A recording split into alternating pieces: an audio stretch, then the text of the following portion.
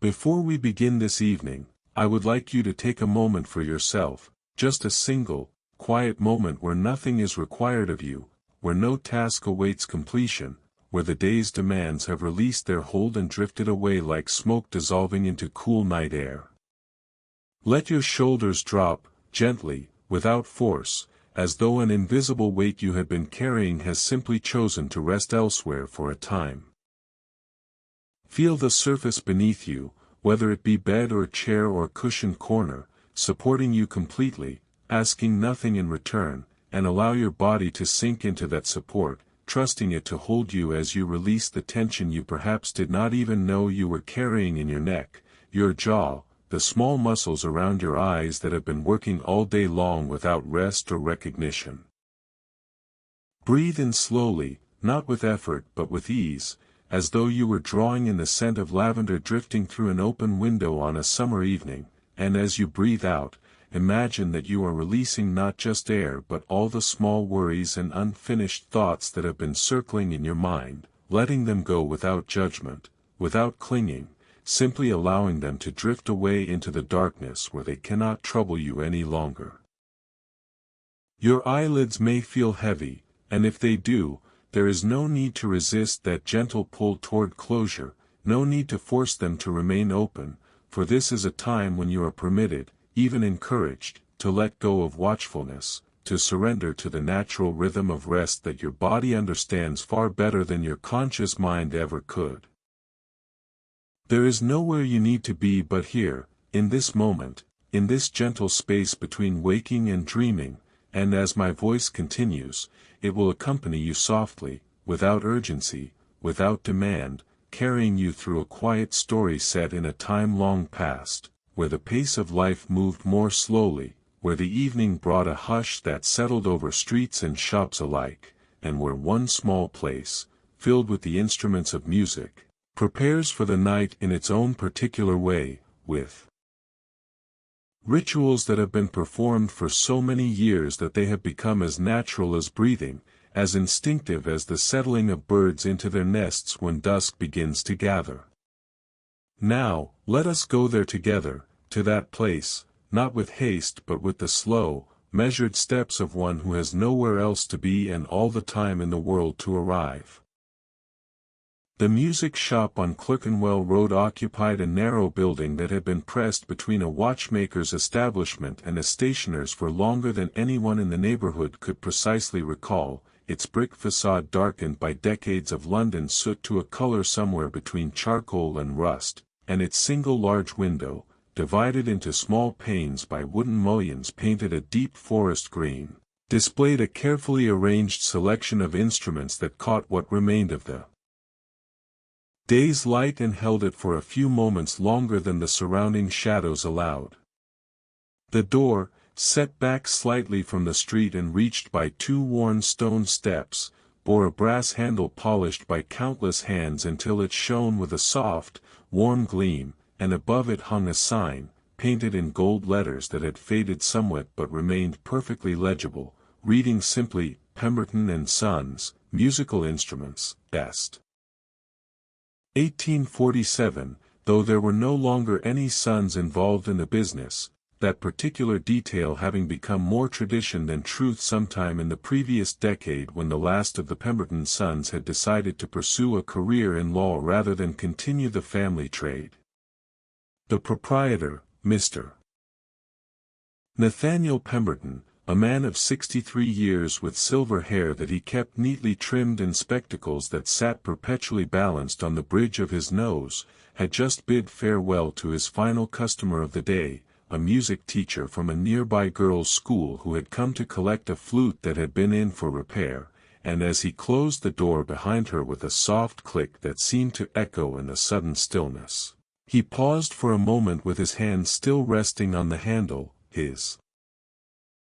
eyes taking in the familiar interior of the shop that had been his world for more than 40 years, first as an apprentice to his father, then as a partner, and finally, for the past 15 years, as the sole proprietor, though he had never bothered to change the sign above the door because the name, Pemberton and Sons, carried a weight and respectability that Pemberton alone somehow lacked. The shop was not large, perhaps 30 feet in length and 15 feet in width, with a ceiling that rose high enough to accommodate the tall mahogany cabinets that lined the walls on both sides, their glass-fronted doors protecting the more delicate instruments from the dust and moisture that found their way into even the most carefully maintained establishments, and the floor, constructed of wide oak planks that had been worn smooth by generations of customers' feet, creaked in certain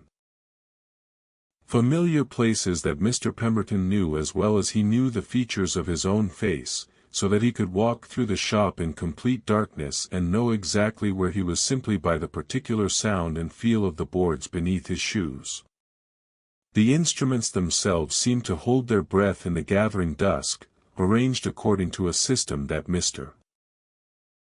Pemberton had inherited from his father and maintained with religious devotion, for there was a rightness to the placement that went beyond mere practicality and entered the realm of harmony, as though each instrument needed to rest in its particular spot in order for the shop itself to remain in balance. Violins hung from pegs on the wall behind the counter, their varnished surfaces catching and reflecting the lamplight in shades of amber and burgundy and deep honey gold, while their bows rested in a rack below them, the horsehair carefully loosened at the end of each day to prevent undue tension on the delicate wood, a practice Mr. Pemberton had learned from his father and never once neglected in all his years of service to the instruments in his care. The counter itself, which ran along the right side of the shop for perhaps half its length, was made of the same dark mahogany as the cabinets, its surface marked by countless small scratches and indentations that told the story of decades of transactions, coins counted and wrapped in paper, receipts written in careful copperplate, instruments laid out for examination by customers whose faces Mr. Pemberton could sometimes recall with startling clarity and sometimes could not remember at all, though the instruments themselves he never forgot, each one possessing in his mind its own character and history, the flute that had belonged to a young woman who later became quite well known in musical circles, the clarinet that had been played at Queen Victoria's Jubilee celebration, the violin that had once been owned by a Polish musician whose name escaped him but whose playing he could still hear in his memory, pure and clear as water flowing over stones. On the left side of the shop, the brass instruments gleamed from their places on specially constructed stands, trumpets and cornets arranged by size, their bells pointing slightly upward as though even in rest they remained ready to sound their bright, martial voices, and beside them, the larger instruments, a euphonium that had been in the shop for nearly 8 months waiting for a buyer with both the desire and the means to acquire it, a trombone whose slide had been recently oiled and worked until it moved with the smoothness of silk drawn across polished wood, and in the far corner, standing in solitary dignity, a tuba that Mr. Pemberton had acquired from an army band that had disbanded after the Boer War, its brass surface covered in small dents and scratches that spoke of years of faithful service, though its sound, when tested, remained full and deep and true. The woodwinds occupied the glass-fronted cabinet nearest the door, flutes and clarinets and oboes arranged on velvet-lined shelves, their keys and mechanisms visible through the glass like the intricate workings of fine watches, which was appropriate enough given that the shop shared a wall with a watchmaker's establishment, and Mr. Pemberton had often thought that there was something similar in the two crafts, both requiring patience and precision and a certain delicacy of touch, though the watchmaker dealt in seconds and minutes while he dealt in notes and phrases, both measuring time in their own particular ways, both dedicating their lives to the maintenance of objects that most people used without ever truly understanding the complexity of their construction or the skill required to keep them in proper working order. Near the back of the shop, in a space that received less light but remained perfectly serviceable for its purpose, stood several music stands, their brass shafts and adjustable platforms folded down for the night, and beside them, a revolving bookstand that held sheet music arranged by composer and instrument, the pages protected by brown paper wrappers that Mr. Pemberton replaced whenever they became too worn or dirty to be presentable, for he believed that even the smallest details of the shop's appearance contributed to the impression it made upon customers, and an impression of care and respect for the instruments and their music seemed to him the only appropriate impression for an establishment such as his to convey. The piano occupied a position of honor in the center of the shop's rear portion, its keyboard covered now by a fitted cloth to protect the ivory and ebony keys from dust, its lid closed over the strings that ran through its interior like the strings of some great harp laid horizontal, and though Mr. Pemberton was not himself a pianist of any particular skill, he could assess the tone and action of a piano with the expertise of a trained musician, his fingers knowing instinctively when the hammer struck with the proper force and the dampers lifted with the necessary precision, and this particular piano, a Broadwood upright that had come into the shop 3 weeks earlier from an estate sale in Bloomsbury, possessed a tone of unusual warmth and clarity that he hoped would soon attract a buyer with the appreciation and means to give it a proper home. Now, with the door locked and the last customer departed, Mr. Pemberton began the evening routine that marked the transition from day to night, from the public hours when the shop belonged as much to the customers as to himself, to the private hours when the instruments rested in his sole care and the building settled into the particular quiet that belonged only to the time after closing, a quiet different from the silence of the morning before the shop opened. For the evening quiet carried with it the accumulated vibrations of the day's activities, the notes that had been played during demonstrations, the conversations that had occurred between customers and proprietor, the opening and closing of cabinet doors, the careful handling of delicate mechanisms, all of it seeming to linger in the air like a faint resonance that would take most of the night to fully dissipate. He moved first to the front window, reaching up to draw down the green canvas blind that during the day remained rolled above the display but in the evening descended to cover the glass and shield the instruments from the gaze of passers-by, though Clerkenwell Road was not a street much troubled by evening foot traffic, most of its shops serving customers who came during the conventional business hours and had no reason to linger after dark. The blind lowered smoothly on its cords, creating a gentle rustling sound that seemed loud in the shop stillness, and as it settled into place, the quality of light within the shop changed, becoming more contained, more intimate, as though the space had drawn itself inward and become smaller, cozier, a refuge rather than a place of commerce. Next, he turned his attention to the lamps, for though the shop possessed gas fixtures that provided adequate illumination for business hours, Mr. Pemberton preferred to use oil lamps in the evening, their light softer and more suited to the quiet tasks that remained to be completed before he could retire to his rooms above the shop. He kept 2 such lamps, one on the counter and one on a small table near the back, and he lit them now with practiced efficiency, adjusting the wicks until they burned with a steady, unwavering flame that cast a warm glow across the instruments and created shadows that seemed to give depth and dimension to the shop's narrow confines, making it appear larger than its actual measurements would suggest, as though the darkness beyond the lamp's reach extended infinitely rather than ending at the walls a mere 15 feet away. The counter required attention, for despite his efforts to maintain order throughout the day, small items had accumulated upon its surface, a tuning fork left out after adjusting a violin, several sheets of music that a customer had examined and then decided against purchasing, a small pot of valve oil with its cap slightly loose, and Mr. Pemberton gathered these items now and returned each to its proper place, the tuning fork to its drawer beneath the counter where it rested in a bed of felt, the sheet music to the rotating stand, properly filed according to his system, the valve oil to the shelf behind the counter where he kept the various maintenance supplies that were part of his daily work, the oils and polishes and cloths and tiny tools that allowed him to keep the instruments in the condition their makers had intended.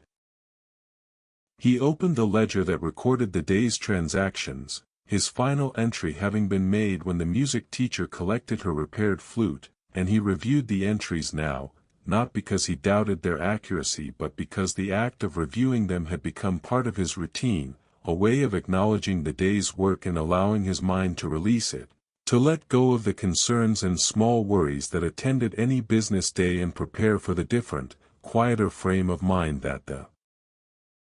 evening required. 3 instruments sold, a recorder to a gentleman purchasing it for his nephew, a harmonica to a young man who worked as a clerk in a nearby office, and a tambourine to a woman who gave music lessons to children in their homes, and in addition to these sales, 2 repairs completed and collected, the flute and a clarinet whose pads had needed replacing, plus 1 new repair brought in, a violin whose bridge had cracked and would require several days' work to properly address. The figures, when added, showed a modest profit for the day, nothing exceptional but nothing to cause concern either, for Mr.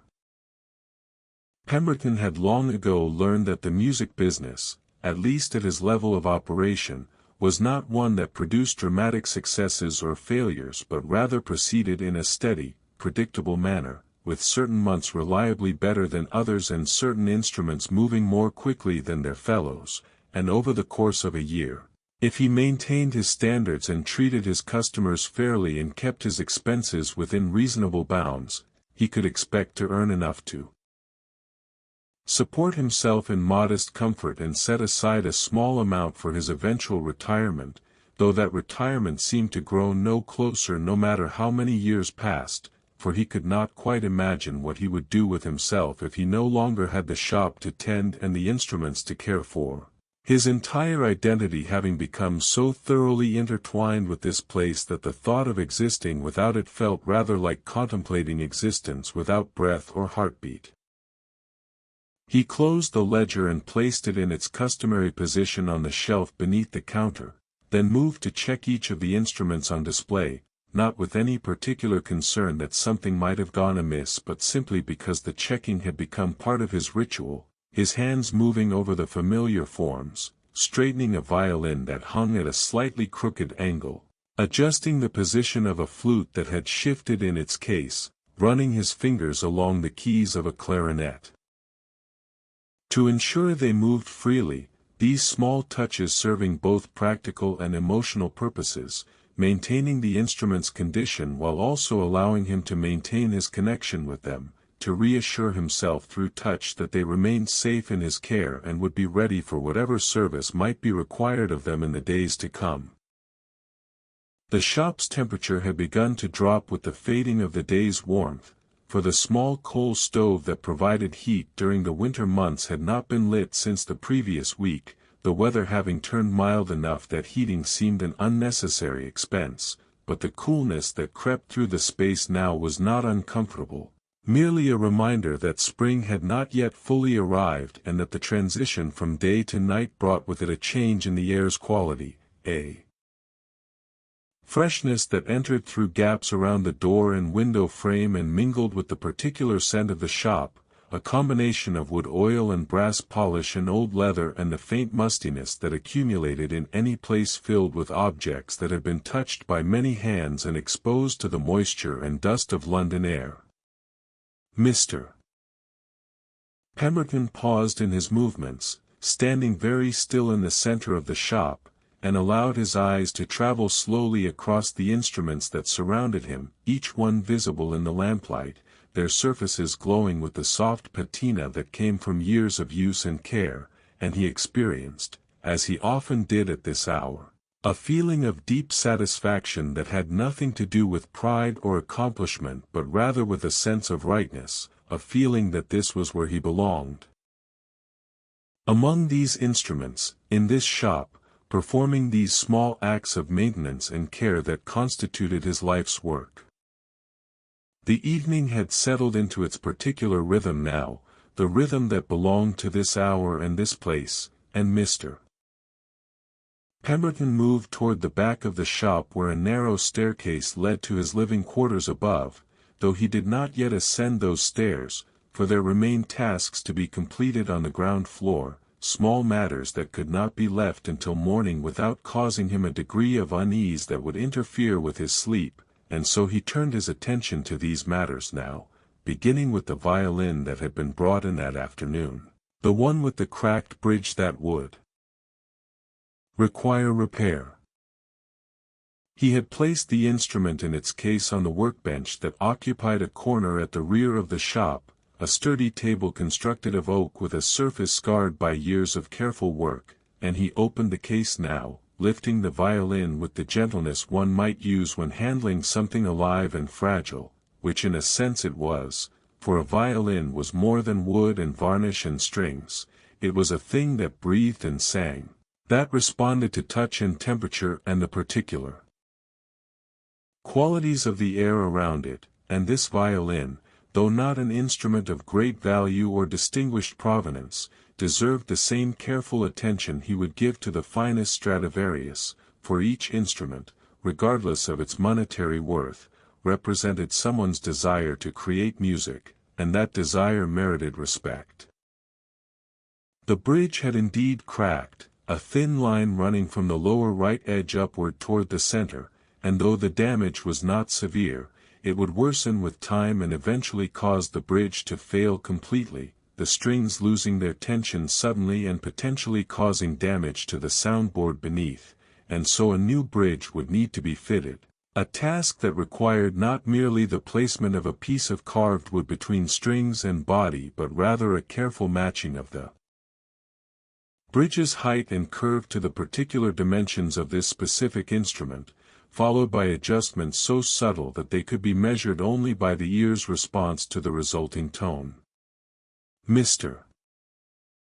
Pemberton examined the crack under the lamplight, holding the violin close to the flame so that he could see the full extent of the damage, and as he did so, he found himself remembering the woman who had brought the instrument in, a widow in her 50s who had explained that the violin had belonged to her late husband, a clerk who had played in an amateur orchestra on Saturday evenings and had cherished the instrument despite its modest origins, and she wished to have it repaired not because she intended to sell it or because anyone in her family now played, but simply because leaving it in a damaged state felt disrespectful to his memory, and Mr. Pemberton had understood this completely, for instruments carried within them the traces of those who had played them, their hands having touched the wood and strings so many times that something of their presence remained, and to neglect that presence would indeed constitute a form of disrespect. He set the violin carefully back in its case, making a mental note of the measurements he would need to take in the morning when the light was better and his hands were fresher, for the fitting of a bridge was not work to be undertaken in the evening by lamplight. It required the full attention and precision that only morning hours could provide, and he covered the case again, closing it with a soft click that seemed to echo in the shop's stillness. Turning from the workbench, he surveyed the remainder of the shop's interior, his eyes moving across the familiar landscape of instruments and cases and stands, checking for anything that might be out of place or require attention, and finding nothing that could not wait until morning, he allowed himself to simply stand in the quietness and observe the way the lamplight played across the various surfaces, creating highlights and shadows that transformed the ordinary objects of his trade into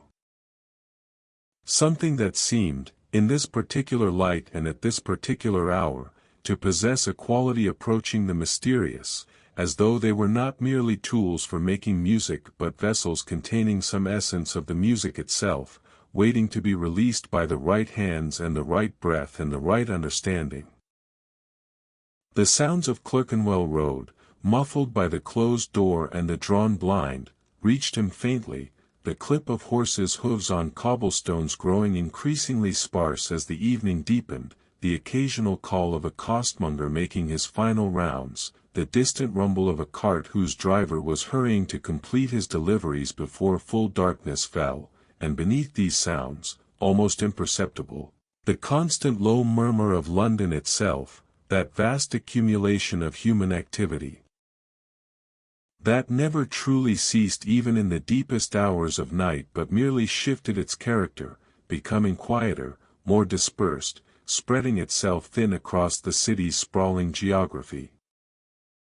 Within the shop, however, a different kind of sound existed, or perhaps it was not sound at all but rather the absence of sound, a quality of silence that was not empty but full, containing within it the potential for all the notes and rhythms and melodies that the instruments could produce, as though silence were not the opposite of music but rather its foundation, the essential substance from which music emerged and to which it returned when the playing ceased, and Mr. Pemberton, standing in this silence, felt it settle around him like a familiar garment, comfortable and appropriate, exactly what the moment required. He moved to the piano now, lifting the protective cloth from the keyboard and folding it carefully before setting it on the bench, and though he had no intention of playing, for his skills were limited and the hour was late, he found himself touching the keys lightly, not pressing them with enough force to produce sound but merely feeling their smooth surfaces beneath his fingertips, the cool ivory and warm ebony, the slight resistance they offered, the way they responded to even the gentlest pressure with a tiny movement that suggested how readily they would descend if only a bit more force were applied, releasing the hammers to strike the strings and fill the shop with resonance.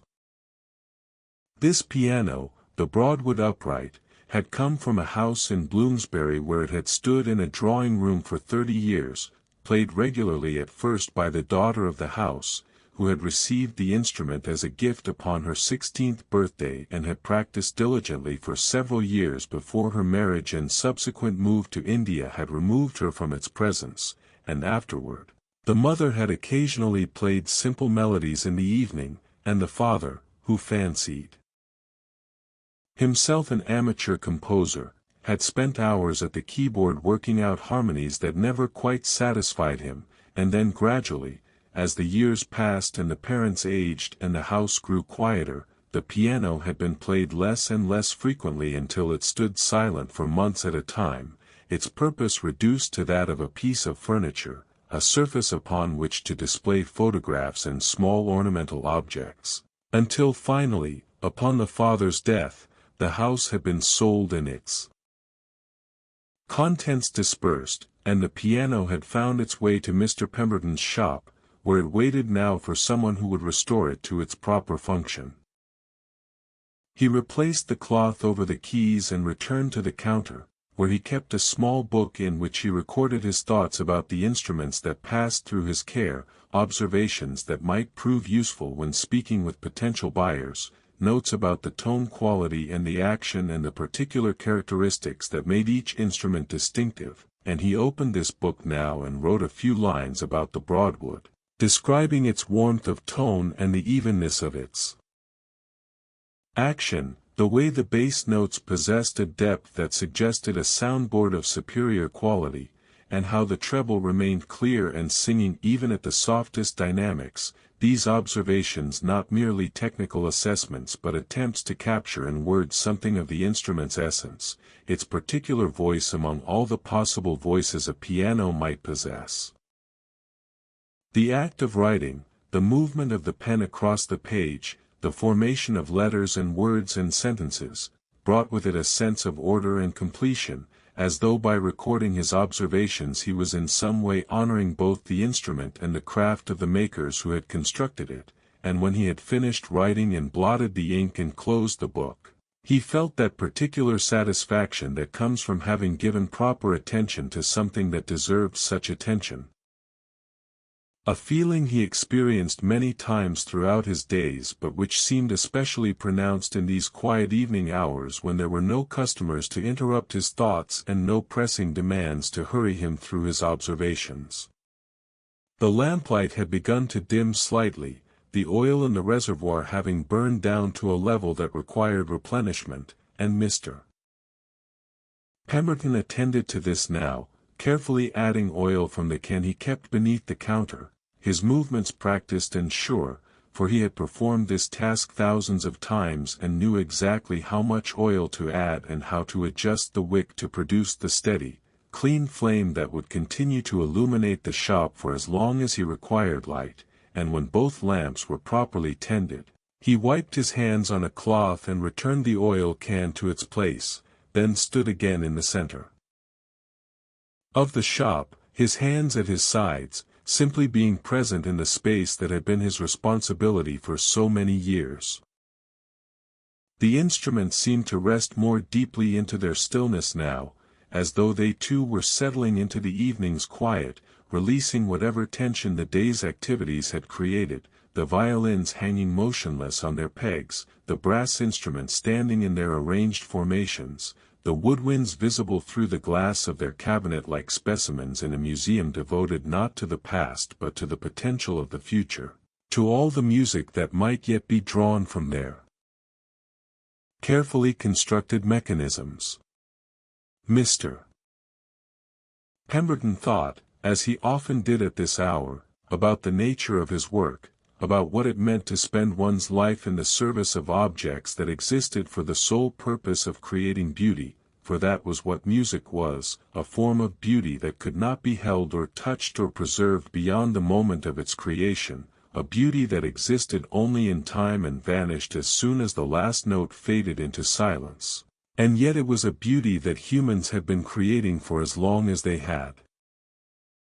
been human, had been constructing instruments to extend and enhance their voices, to speak in ways that words alone could not achieve, to express what was otherwise inexpressible.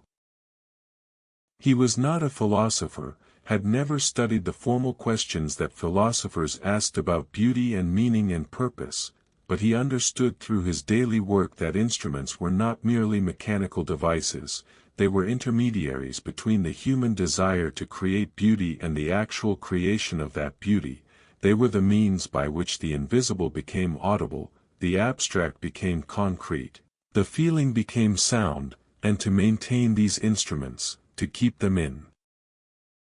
condition to fulfill their purpose, seemed to him a worthy way to spend a life, even if it was a quiet way, a way that brought neither fame nor fortune but only the modest satisfactions of work well done and care properly given.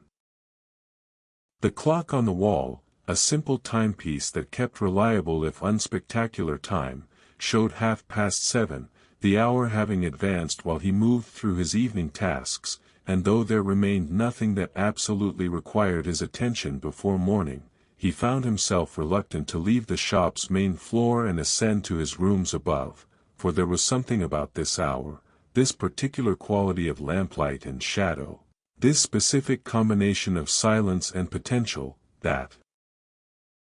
made him want to linger, to remain in the presence of the instruments for just a while longer, as though by doing so he might understand something about them or about himself that he did not yet understand, some truth that hovered just beyond the reach of his conscious thoughts but which might reveal itself if he simply remained patient and attentive.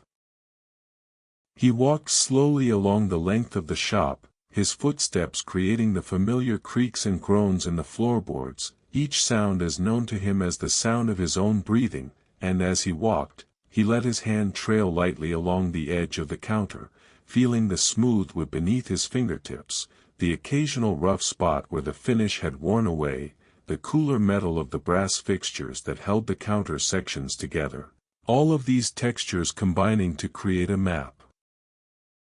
of the shop that he could have navigated in complete darkness, his body knowing the space so thoroughly that conscious thought would not have been required. At the far end of the shop, he paused before the tuba, that large brass instrument standing in solitary dignity in its corner, and he found himself remembering the army bandsman who had sold it to him, a man in his 60s who had spent 40 years in military service, playing at parades and ceremonies and military funerals, and who had finally retired to a small cottage in Kent where he intended to keep a garden and raise chickens and live quietly for whatever years remained to him, and who had no further use for the instrument that had been his constant companion for most of his adult life, and who had wept silently when Mr. Pemberton counted out the agreed-upon sum and took possession of the tuba, not tears of grief exactly but tears of a kind of recognition, an acknowledgement that a chapter of his life had closed and would not reopen, that some part of his identity was being left behind in this shop, contained somehow within the curved brass of the instrument that would now belong to someone else. Mr.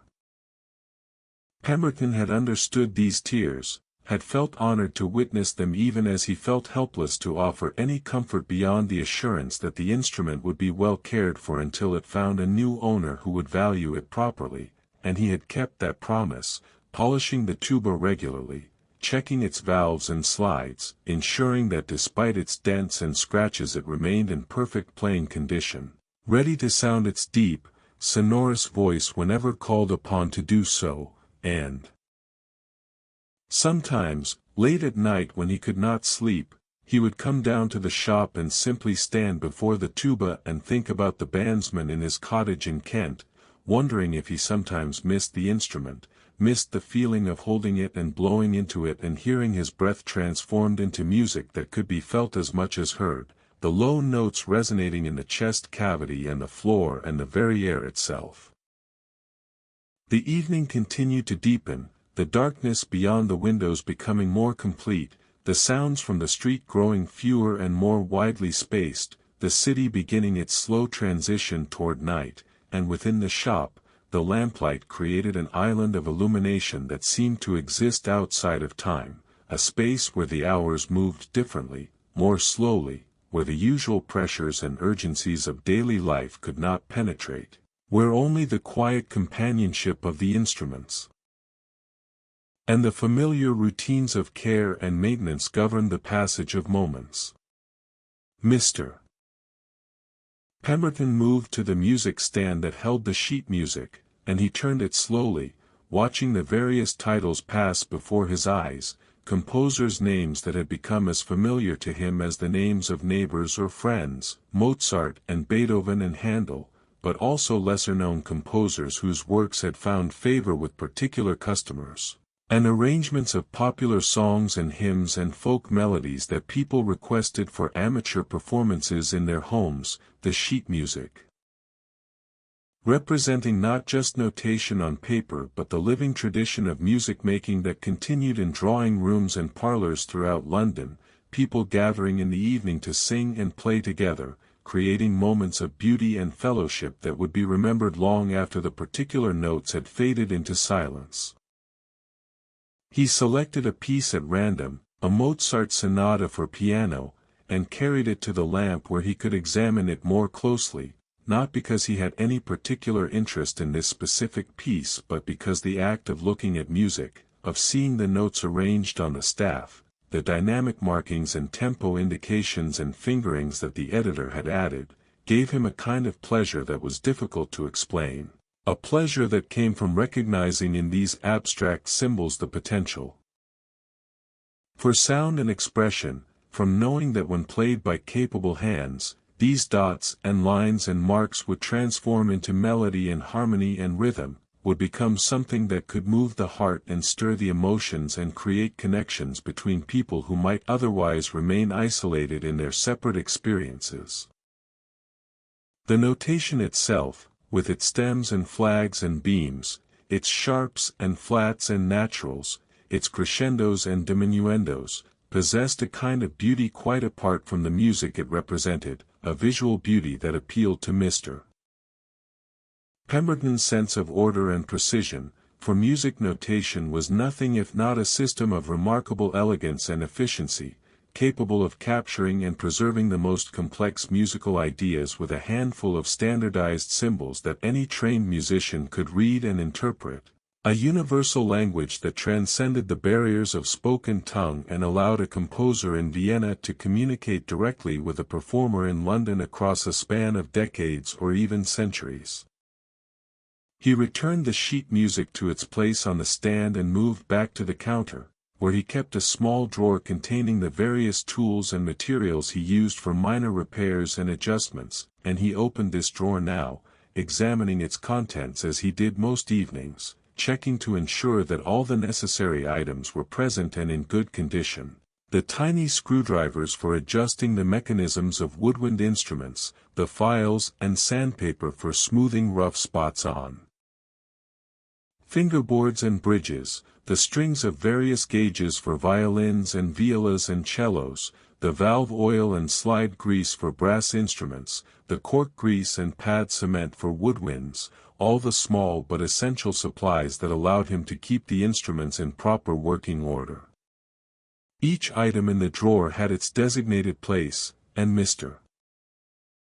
Pemberton had arranged them according to a system that made sense to him, grouping related items together, keeping the most frequently used tools near the front where they could be easily accessed, storing the less commonly needed supplies toward the back, and this organization, like all the organizational systems he had developed over the years, brought him a sense of satisfaction that went beyond mere practicality, for there was something deeply pleasing about knowing that everything had its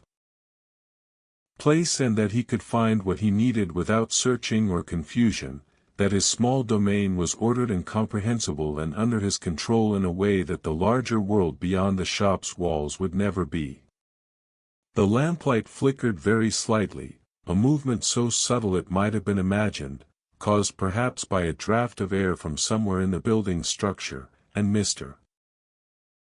Pemberton glanced up at the flame, watching it steady itself and return to its unwavering burn, the small disruption reminding him that even the most stable appearances were subject to invisible forces, to currents and pressures that moved through the world without announcing themselves, affecting everything they touched in ways that were often imperceptible until they accumulated into something larger, something that could not be ignored. He thought about the instruments again, about the way they responded to temperature and humidity, to the quality of the air and the care they received, how a violin that was perfectly adjusted on a dry autumn day might sound slightly different on a damp spring morning, how the pitch of a woodwind instrument could shift with changes in temperature, how the valves of a brass instrument might move more sluggishly in cold weather and more freely when warmed by the player's hands, all of these variables requiring constant attention and adjustment, requiring the kind of knowledge that came not from books but from years of careful observation and patient trial and error. This knowledge, accumulated over decades, resided in his hands and his ears more than in his conscious mind, manifesting as an intuitive understanding of what an instrument needed, what adjustments would bring it closer to its ideal state, what interventions would solve the problems that arose in the course of regular use. And he valued this knowledge not because it made him feel superior to those who lacked it but because it connected him to a tradition of craftsmanship that stretched back through generations, to the instrument makers and repairers who had learned their trade through apprenticeship and practice, who had developed the techniques and tools and materials that made modern instrument maintenance possible, and who had passed their knowledge forward through demonstration and guidance rather than through written instruction. The shop had grown very quiet now, the sounds from outside having diminished to almost nothing, and in this deep quiet, Mr. Pemberton became aware of small sounds he might not otherwise have noticed, the faint tick of the clock marking seconds, the slight settling of the building as the temperature dropped and the wood and brick adjusted to the changing conditions, the soft hiss of the lamp flames as they consumed the oil and converted it into light, all of these tiny noises combining to create what might be called the sound of silence, though it was not truly silence at all but rather a complex texture of barely audible events that filled the spaces between the more obvious sounds. He found himself thinking about the customers who had passed through the shop that day, trying to recall their faces and their particular needs, the gentleman purchasing the recorder for his nephew, a thoughtful uncle who had asked many questions about how to care for the instrument and what music would be appropriate for a beginner, the young clerk buying the harmonica, who had seemed almost embarrassed by his purchase, as though he felt that wanting to make music was somehow frivolous for a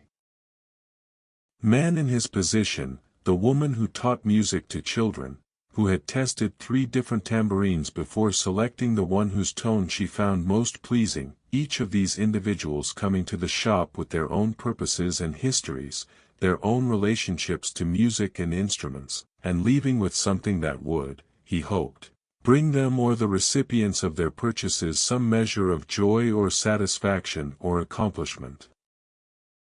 This was, he reflected, the real purpose of his work, not merely to sell instruments or to repair them but to facilitate the creation of music, to help people access the beauty and expression that music made possible, to be a kind of intermediary between the instruments themselves and the musicians who would play them, whether those musicians were professionals or amateurs, adults or children, people of refinement or people of modest means, for music belonged to everyone who wished to engage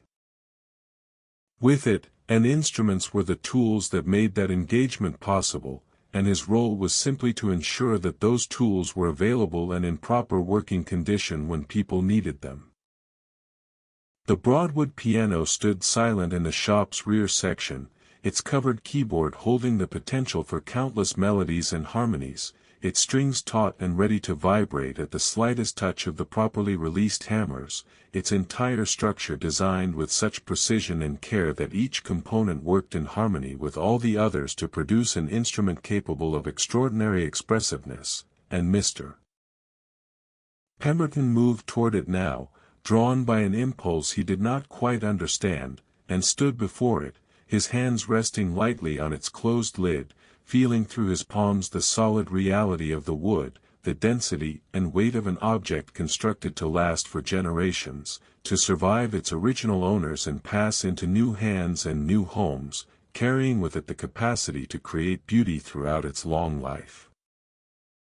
He lifted the lid just slightly, creating an opening through which he could see the strings stretching away into the piano's interior, their parallel lines catching the lamplight and gleaming with a soft metallic sheen, and he marveled, as he often did when looking into a piano's interior, at the sheer complexity of the instrument, at the hundreds of individual parts that had to work together with perfect coordination, the keys and the hammers and the dampers, the strings and the soundboard end. The iron frame, the pedals and their connecting rods, all of it engineered with a precision that rivaled anything produced by the watchmaker next door, and all of it directed toward the single purpose of transforming human intention into musical sound.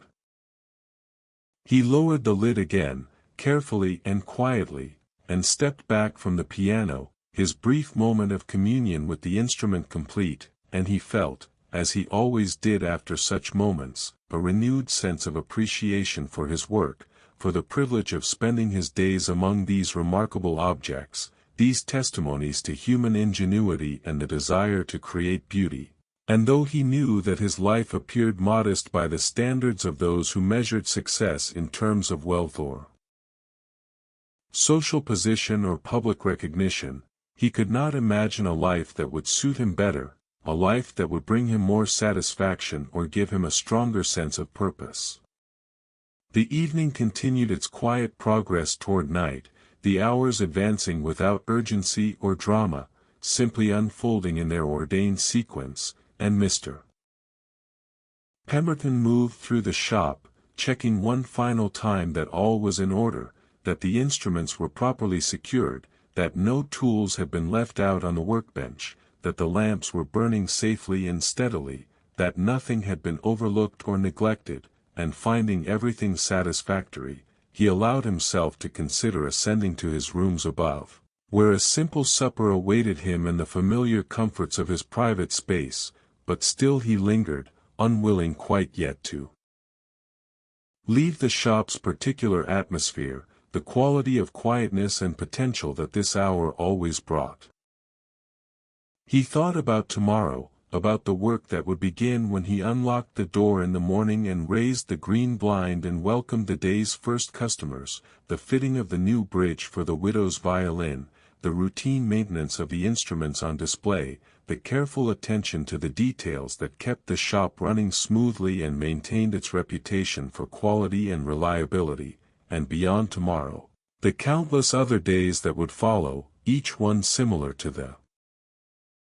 last, yet each one containing its own small variations, its own particular combination of tasks and challenges and satisfactions, and he felt no burden in this prospect but rather a kind of contentment, for this was his life, these daily repetitions and variations, this careful attention to instruments and their needs, and he had chosen it freely and continued to choose it with each passing year, finding in its routines and responsibilities a structure that gave shape and meaning to his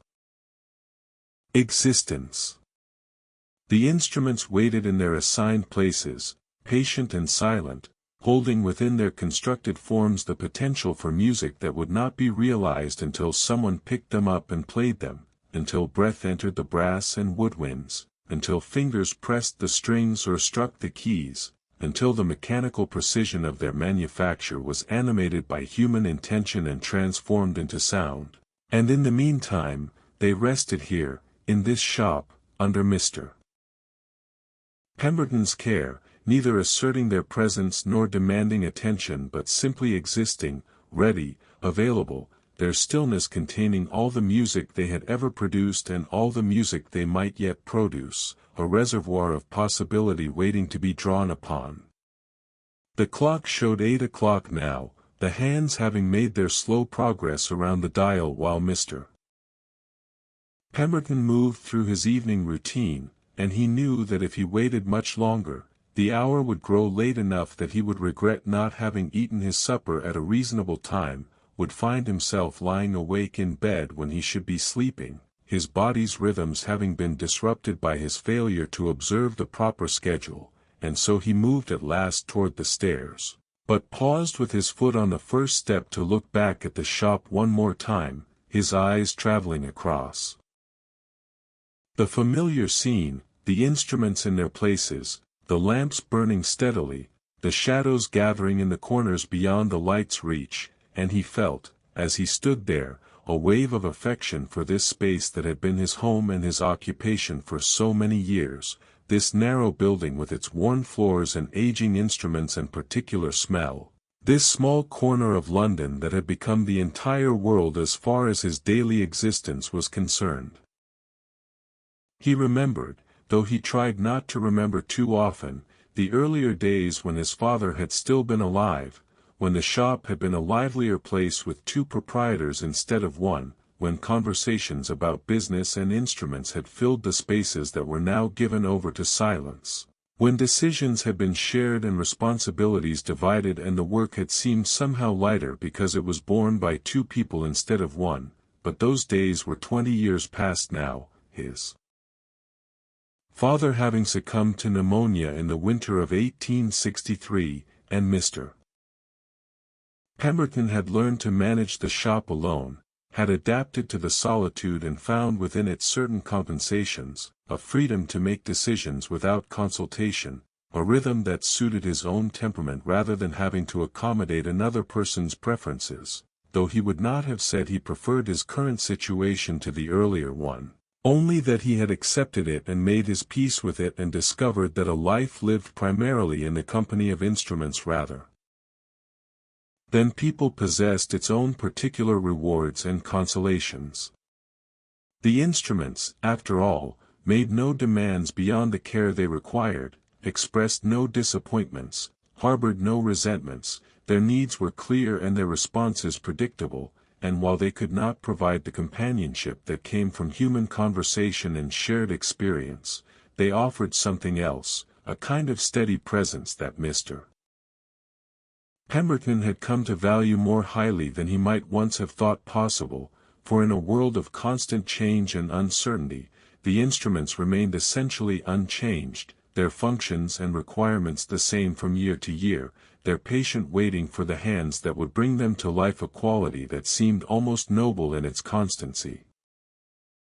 He climbed the stairs at last, his footsteps creaking on the wooden treads, and reached the landing where a door opened into his small sitting room, modestly furnished with pieces that had belonged to his parents, a sofa whose upholstery had faded from burgundy to a shade approaching rose, a table bearing a lamp and several books, a chair positioned near the window where he could sit and look down at the street below, and beyond this sitting room, the bedroom and the tiny kitchen where he prepared his simple meals, the entire apartment occupying a space scarcely larger than the shop below but sufficient for his needs, which had always been modest and had become more so with the passing years as he learned to distinguish between what was necessary and what was merely desirable. But before settling into his evening routine upstairs, he returned once more to the landing and looked down the stairs toward the shop, toward the glow of lamplight visible at the bottom, and he stood there for a moment in the dimness of the stairway, suspended between his daytime world below and his nighttime world above, and in that suspended moment, he thought about the continuity of his days, about how each evening led to each morning which led to each afternoon which led back to each evening in an endless cycle that gave structure to his existence, and how within that cycle, the shop remained constant, a fixed point around which everything else revolved, the place where his identity resided, where his purpose was enacted, where the accumulated knowledge of his lifetime found its expression. He turned then and walked into his sitting room, closing the door behind him, and the shop below settled into its deep night quiet, the lamps continuing their steady burn, the instruments resting in their places, the shadows holding their positions along the walls and floor, everything suspended in a state of waiting, of potential, of readiness for the morning that would come in its own time, when the door would be unlocked and the blind raised and the daily commerce would resume, but for now. In these late hours of the evening, the shop belonged entirely to itself, existing in a kind of perfect stillness that asked nothing of anyone and offered in return only its own particular peace, the peace of objects well cared for, of purposes clearly understood, of a small ordered space holding steady against the vastness and complexity of the world beyond its walls. Thank you for allowing me to share this quiet moment with you, and if you have found some measure of peace in this small corner of Victorian London, perhaps you might consider joining us again for another restful journey into the past, where the gentle rhythms of daily life can carry you softly toward sleep.